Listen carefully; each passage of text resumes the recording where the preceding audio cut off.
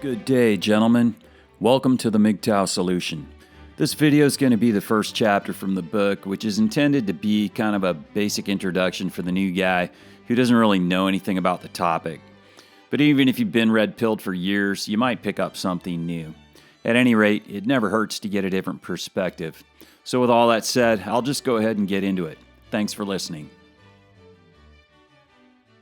This book began as a simple exercise in self-evaluation. My initial goal was merely to review some of my history by writing it out journal style for my own benefit. However, this quickly grew to include topics beyond my personal story. I soon realized that I had a lot to say, and before I knew it, my little project started to resemble a book. I had been exploring the online community known as the Manosphere for some time, and realized that while most of the content online was excellent, I wanted to dive a little deeper into topics I personally feel are important for men to understand. Stories such as mine may be helpful, but they don't go far enough in providing practical information that others can use. I also realized that there is a lot of information out there. You can get the equivalent of a bachelor's degree in MGTOW from YouTube alone. This has been a godsend for countless men trying to figure things out, namely, what the hell is the deal with women? But there's so much information, it can be hard to sort through it all, and the content is organized in a decidedly non-linear fashion. I thought it might be helpful to provide a more linear approach, with enough information for you to develop an understanding of the basics from a single source. I also know that people have different learning styles, and that some may enjoy reading books on topics of interest, as I do. However, at this point, there aren't many useful books on the topic of MGTOW, so here we are. My intent is to supplement the information already available and to provide my personal perspective. If you want more information or prefer a different style, by all means, seek out the resources that suit you. My history with women is fairly lengthy given my age. I'm 54. So I thought I'd provide an abbreviated version of my story here in a simple timeline format. The full story is in the appendix and probably worth a read if you're new to the MGTOW world. After all, I've turned my back on some aspects of society, and it may prove useful for readers to understand why. Then again, if you've read other men's stories, mine will be similar. Bad experiences with marriage and women in general, leading inevitably to MGTOW. So here's the short version. 1978 to 1985. Serial monogamy and one-night stands leading up to my first marriage. I was a typical young guy, chasing women as young guys do. 1985 to 1987. That was my first marriage, ending in divorce. We had a son, and my ex was awarded custody while I paid child support and had visitation. She monkey branched up to a wealthy real estate guy, but I didn't really care. I was just happy to be free from her. She ran that guy through the ringer 10 years later. 87 to 92. More serial monogamy and one-night stands. I didn't know it at the time, but I was in pump and dump mode, which is just what it sounds like. This approach is common amongst MGTOW who are willing to take some risk in order to continue having sex with women. 92 to 2000. That was the second marriage. I thought I had simply married the wrong woman the first time, but this marriage also ended in divorce due to her materialism and princess complex, among other things. She tried to ruin me in the divorce, but I obviously survived. I knew with certainty at this point that I would never get married again. 2000 to 2005, pump and dump mode. 2005 to 2010, I lived with a girlfriend, ultimately leaving mostly because I was the only one making any sacrifices in the relationship. This was an easy exit, thankfully. 2010 to present, pump and dump for a while, ultimately leading to MGTOW monk mode. Going monk means no sexual relations, but it's not as bad as it may sound. Not when you factor in all the drama and hassles that usually accompany simply getting laid. To say nothing of the risks, which will be discussed shortly. I probably won't stay in monk mode indefinitely, but it's working very well for me in my current life circumstances. Some MGTOW may consider that last statement inconsistent. Either you're a monk or you're not. But it's not men going that other guy's way, it's MGTOW. My way happens to include adapting to changing situations. For those who disagree, I recommend they avoid going my way and find their own path. I'm retired Navy with a master's degree in exercise science. At present, I live in upstate New York, land of the free-roaming, chlamydia-infected wildebeest, partly why I'm in monk mode.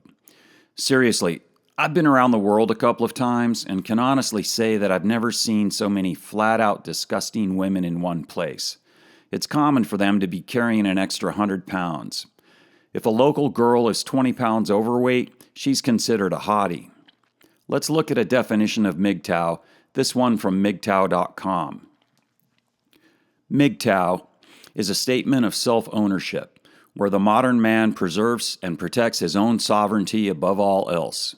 It is the manifestation of one word, no, ejecting silly preconceptions and cultural definitions of what a man is, looking to no one else for social cues, refusing to bow, serve, and kneel for the opportunity to be treated like a disposable utility, and living according to his own best interests in a world which would rather he didn't. It should be noted that this is not an official definition because there's not an official MGTOW website, headquarters, or governing body. Ask 10 men who identify as MGTOW what it even means, and you'll get 10 different answers.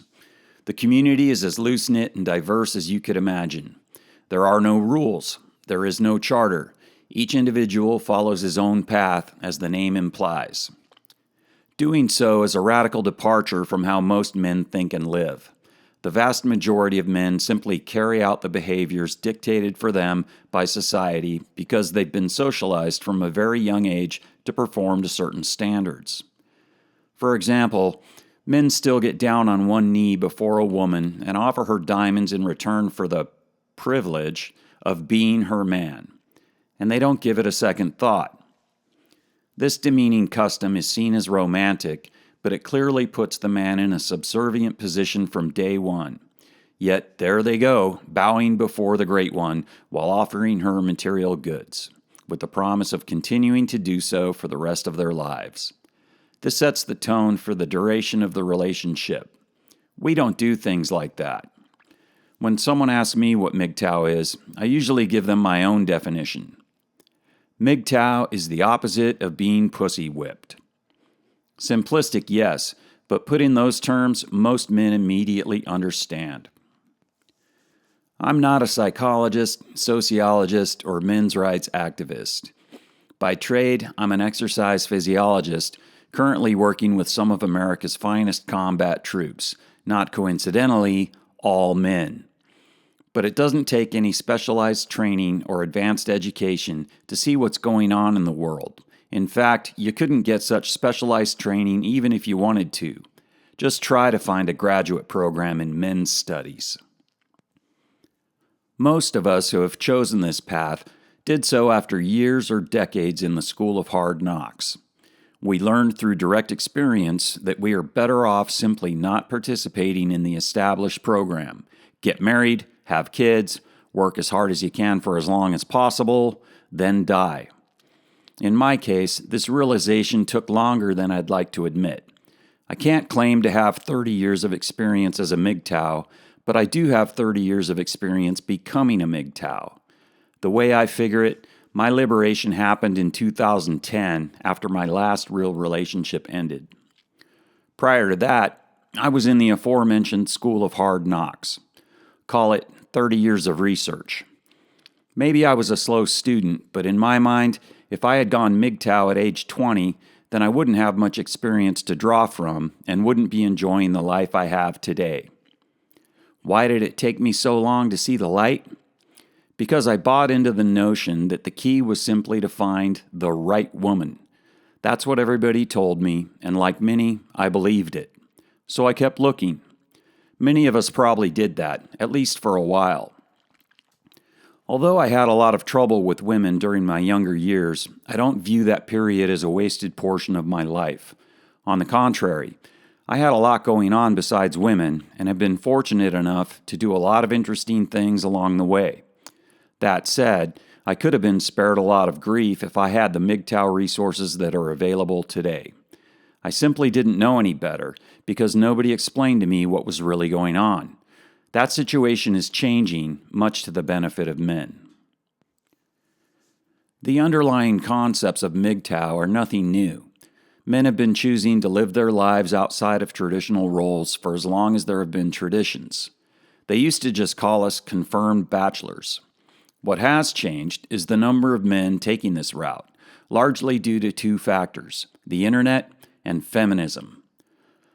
Online, men are able to share their experiences with other men around the world instantly. This has resulted in the rapid growth of MGTOW. It's impossible to estimate how many men consider themselves a part of this community because there's nobody tracking it. Plus, there are a lot of guys out there who have figured it out for themselves while not even being aware of the MGTOW phenomenon. That was the case with me for many years. I didn't initially go MGTOW, I just made a decision to stay single. The thing is, it doesn't matter. You don't need to join anything. There's no rank structure or hierarchy. There's no solemn oath, secret handshake, or rule book. We are not a lobbying group. We are not a political action group. We're simply men who have decided to look out for our own well-being. Some of our opponents argue that this way of life is selfish. I disagree. Most of us spent our prime years, or decades, being incredibly selfless in marriages because we were socialized to believe that was our role. In many cases, our efforts only resulted in escalating demands to be even more selfless. Earn more money. Work harder. Make more sacrifices. Be a good provider. We're not going to get those years back. All of these demands came from women whom we thought would at least appreciate us, if not actually love us. They didn't. They took us for granted, operating under the assumption that making them happy was our purpose in life, the natural order of things. If we're going to talk about selfishness, we should probably look at the women who drove the evolution of MGTOW in the first place. And what sacrifices did the women make? In most cases, few to none, unless you count being faithful, which may or may not have been the case. We gave, they took. Sound familiar?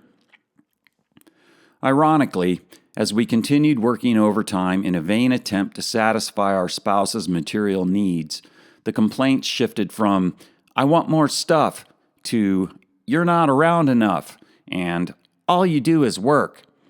Unless you're wealthy, this puts one in a true no-win situation.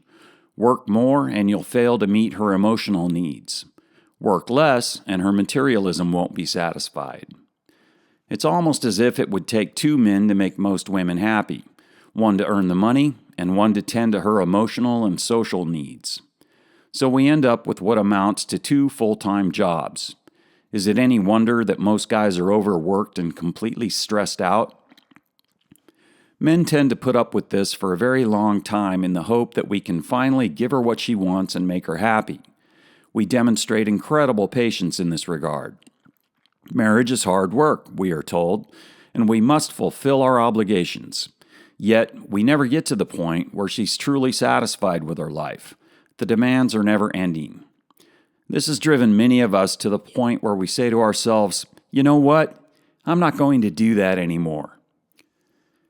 This is an entirely logical and reasonable reaction. When I look back at the things I used to put up with, I'm appalled at my own inability to recognize how much I was willing to tolerate. It took me a long time to figure out, but it's not because I lack intelligence. It's because I was trying to do the right thing according to somebody else's expectations. In hindsight, that was a mistake. There are countless horror stories of men being taken advantage of, if not outright abused by women, the social system, and the legal system. I've personally seen this over and over again, not only in my own life, but in the lives of other men. Honorable men, honest men, men with integrity, courage, and an unstoppable work ethic. I'll provide some examples of this, but all you have to do is a web search for men and divorce, and you'll quickly see the extent of the problem. I believe it's important to understand these issues while at the same time not letting them dominate our thinking. It isn't healthy or productive to dwell on past mistakes. After all, I have my freedom now. The problem is solved. It's infinitely better than the life I used to live. Most MGTOW would agree that freedom is the driving force behind this lifestyle, and so we're moving forward while never forgetting where we came from. You don't have to jump through hoops just because somebody put a bunch of hoops in front of you. Walk away. Sure, some people will chastise you, but they don't have your best interest at heart. Forget about finding your soulmate, someone to complete you, or other such nonsense. You're already complete. Anyone who tells you otherwise is either ignorant or attempting to manipulate you. It's a fantasy. It's a lie that's used to get you to behave in a manner that will benefit others, namely women. Women like to proclaim, "I want it all," while tossing their hair as though it's their birthright to have everything they want. But then they treat their men like shit and are subsequently baffled when they don't have one anymore. It's as though they honestly don't understand why we don't like being taken advantage of. You don't have to participate in this if you don't want to, and your life will probably be better if you don't. You might not get laid as much some of the time, but you also might get laid a lot more, if that's what you want. Think about all the married guys that aren't getting laid at all. They have no freedom, and they're not having sex, and it's costing them a fortune. This was illustrated nicely in a comic I saw years ago. A bride and groom are standing at the altar. The guy is thinking, "This is great. I'll get to have sex whenever I want." The woman is thinking, "This is great. I won't have to have sex anymore." Yeah, it's funny because it's true, but it's also disturbing because it's true. Women know that men need sex, and that this can drive a man to make some very bad decisions, including getting married. They use this to their advantage, as we'll see. And it's directly proportional to their hotness. It's no secret that hot chicks are higher maintenance than not-so-hot chicks. Think trophy wives. But it's also no secret that attractive women can get by on their appearance. Just look at the info babes and weather girls, hired in large part because they look good on camera. Pretty girls also make better pop stars, regardless of talent or lack thereof. If a woman is attractive, she'll usually get a pass in life because she will automatically be perceived to have value. She may be uneducated, unintelligent, lazy, and self-absorbed, yet when she meets a guy's friends or parents, they'll proclaim, "She's a keeper." As long as she has aesthetic appeal and is reasonably pleasant, that's enough. You don't see many dumb but pretty women working for a living at fast food joints, at least not for long. Either they hook themselves a man or get a cushy job in an office somewhere. In fairness, pretty boys can get by on their looks also, as evidenced by actors and male models, but it's far less common. The traditional gold standard for men to be considered keepers is to be a doctor or lawyer, in addition to being handsome, of course. This is because you have to be intelligent and disciplined to be a doctor or a lawyer, but mostly because they tend to make a lot of money. Then again, any wealthy guy will do. We don't usually hear the term wealthy, though. Successful is subtler and helps camouflage the fact that this arrangement is in reality a form of long-term prostitution. That's right, when a woman marries a man for his money, she is a prostitute by definition. This, of course, is the gold digger phenomenon, which used to mean an exceptionally attractive young woman hooking up with a much older rich guy. The term has been expanded to mean any woman who is looking for a free ride from a man. Gold diggers are everywhere these days. Ironically, most aren't even attractive. Take any woman out on a date, and she will immediately begin evaluating your potential, not based on your character or personality, but on your financial status. She'll note what you drive, how you dress, where you live, and what kind of watch you wear. She'll inquire about what you do for a living, not because she's interested, but to estimate your income. This is done under the guise of getting to know you. If you've ever been brushed off after what you perceived to be a successful first date, chances are it was because you didn't pass her screening test. A lot of men figure this out and actually decide to play the game. They know that if they have a nice car and expensive clothes, they'll do better with the ladies. Hell, everybody knows this. So they purchase those things that will give them the edge they need to be successful with women. When women see this behavior, they know that the man in question understands the rules. He's driving a nice car to impress me, and he recognizes the importance of status symbols. Those are good signs. Of course, we often hear that not all women are like that, which is a common argument. So common, in fact, that it's a MGTOW acronym, NOWALT. Women are quick to claim they are different, as though saying so makes it true, but their actions speak much louder than their words. When a woman proclaims, "I'm not materialistic," you have to wonder why she feels compelled to say it. You can't rely on what they say. You have to look at their behavior. This behavior has dragged so many men down for so long that we've stopped listening to their endless denials and doublespeak. We're opting out of getting involved with people who are either delusional or lying to themselves. Doing this is a huge relief. It's on a par with graduating college, completing your military service, or paying off your debt, a true load off your shoulders. When you realize that less than 1% of women are NOWALTs and that the good ones have already been snatched up, you can abandon the pointless search for a needle in a haystack. It may be true that you can't paint all women with the same brush. Not all women are like that. But all of the women I've been seriously involved with have been. All of them. If one had not been, I might still be with her. A friend of mine once suggested that perhaps I was attracted to crazy women. But I didn't know they were crazy in the beginning, and neither did anyone else. It would probably be more accurate to say that I'm attracted to women, and that most women are crazy. Today I accept that, while also acknowledging that there are some exceptional sane women, just not very many. So why go MGTOW? Well, maybe I'll take a nap today. Then again, maybe I won't. Maybe I'll get up early and go to the gym. Maybe I'll go to a movie.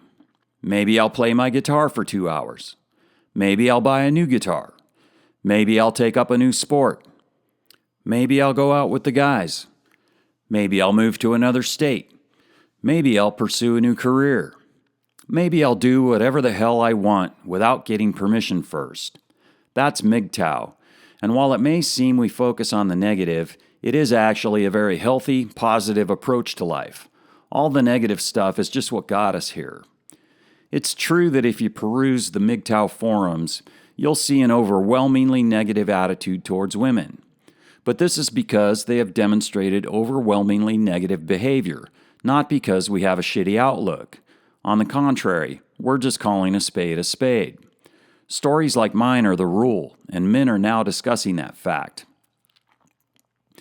Guys often need to vent in the beginning, and the forums provide a venue to do so.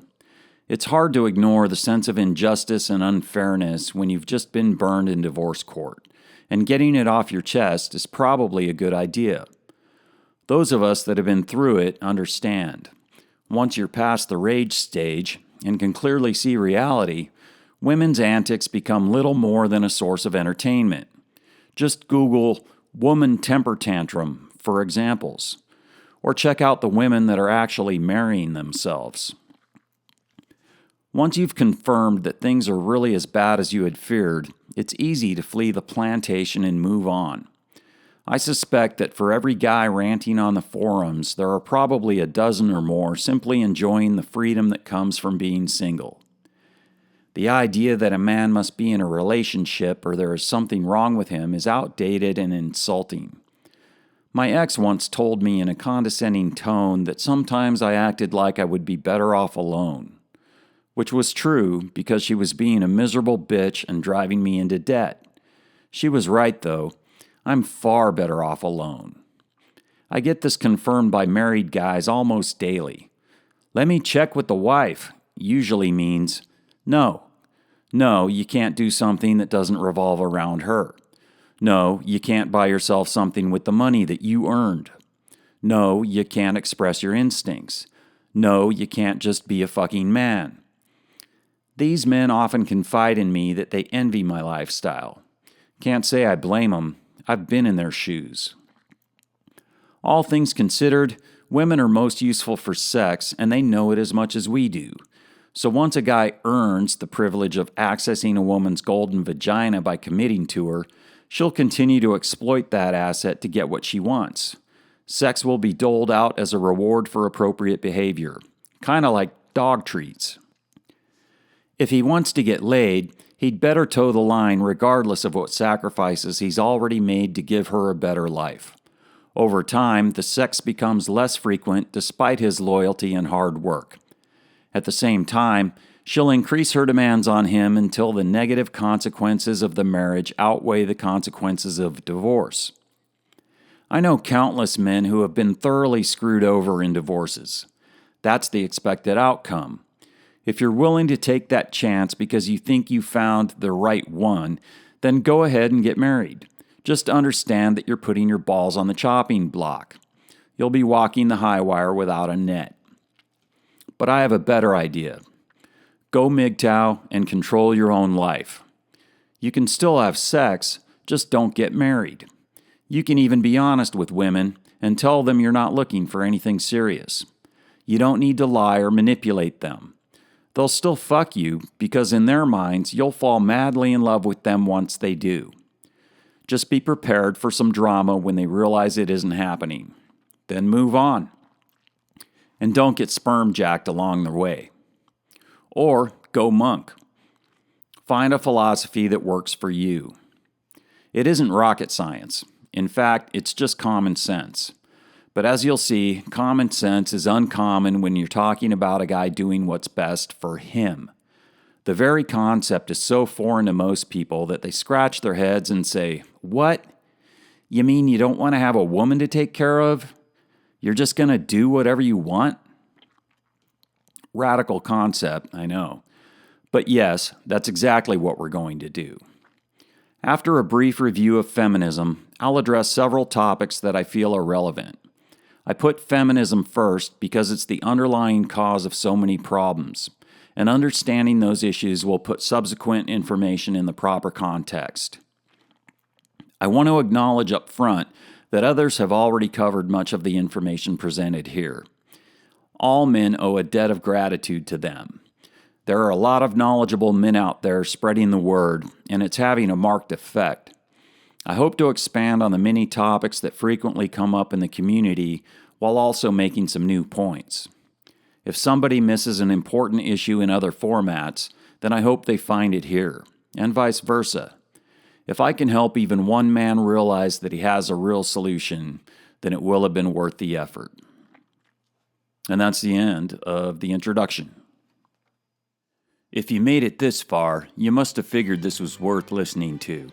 If so, hit the thumbs up. In fact, give a thumbs up to all MGTOW videos. Also, hit subscribe along with the little notification bell, and you'll get a heads up when I put out the next video. Until next time, thanks for listening, and have a great day.